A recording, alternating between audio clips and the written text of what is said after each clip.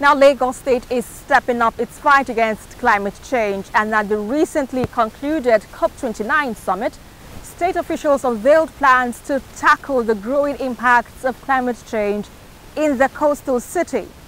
They announced new investments to tackle their climate action goals and called on everyone to play a part in creating a healthier environment.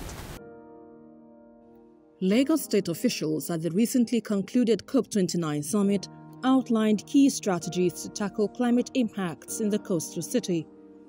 They announced securing investments to support the state's climate action plans and urged residents to contribute to creating a livable environment for all. Our major take-home from here is automation.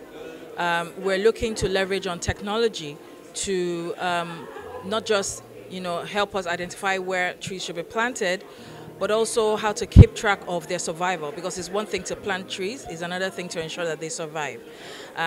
So we're going to be leveraging a lot on GIS and monitoring, and it also helps us to be transparent. So even when we're asking people to support our agency with our tree planting efforts, they're able to see that truly the funds that they've donated to us, that they've given us for the planting efforts, are actually used and utilized. So the first thing is clearly, how do we identify what is required?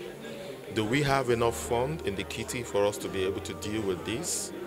Do we have enough expertise for us to be able to deal with these concerns? Do we even have enough technology to be able to deal with these concerns? So when you look at all this in an helicopter view, it gives you an idea of how to taxonomize your intention and then pick them on a scalable basis. We are here to seek for collaborators, we are here to seek for partnership. And then we know our products, we know what we offer. We know that any investor that comes to Lagos is going to get a return on their investment. General Manager of the Lagos State Environmental Protection Agency, Babatunde Ajayi, also shared insights on the state's interests in carbon markets, a controversial approach criticized by some activists as a false solution to the climate crisis. However, Ajayi dismissed these concerns, emphasizing the significant benefits carbon markets trading could offer compared to its perceived drawbacks. The argument against carbon markets really, for me, it doesn't hold water. I'll tell you why. You need to have an industrial boom in a country that has to develop, right? You need manufacturing. Manufacturing will not happen on solar panels. You will mitigate the emission impact of manufacturing. While you are mitigating this, you must make them pay to pollute, right? So in Lagos, for instance, our law has polluter pay principle embedded. And it is not just it doesn't encourage people to pollute. It really just makes them more cautious, because you know that the more pollution you have, the more you will pay. Also, it means that if you install pollution abatement facility, you will pay less, right? So they are deliberate with installing pollution abatement facility. Also, there will not be 100% coverage of pollution. It doesn't happen, stoppage of pollution. It doesn't happen anywhere in the world. What we're saying is we will measure your carbon footprint and make you pay for the excess that you have generated. You will pay in many ways. First one will be, direct financial payments. The second one will be carbon offset programs, like, providing clean cooking for women, planting trees, and a couple other things. So you will pay for polluting in Lagos and in Nigeria.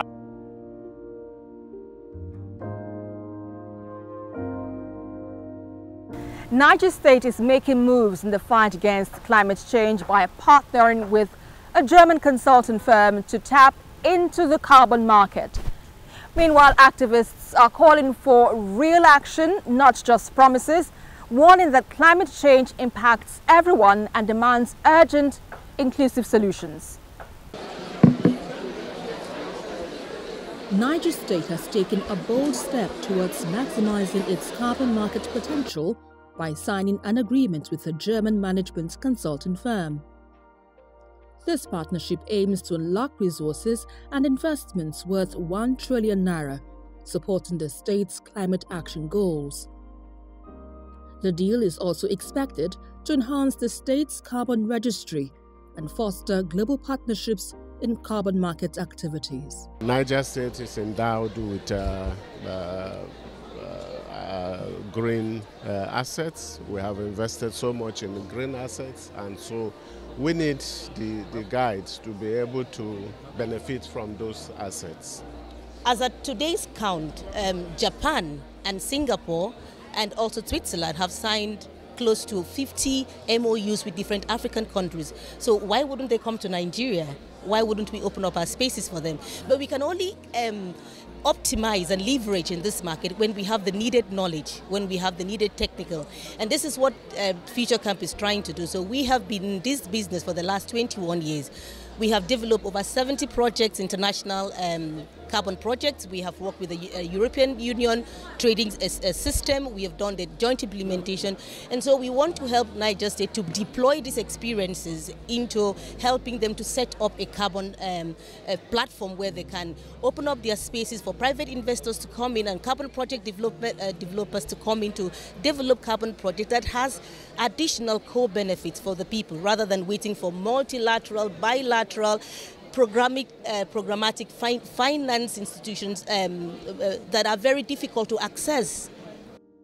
Meanwhile, the Minister of Environment, Balarabe Lawal, called on other subnational governments to replicate Niger State's approach by collaborating with the Ministry of Environment and the National Council on Climate Change. When I went for ONGA, this was very strongly that Nigeria is lagging behind other countries like Ghana and Kenya. But with the establishment of the Interministerial Committee, I think we have zoomed ahead now.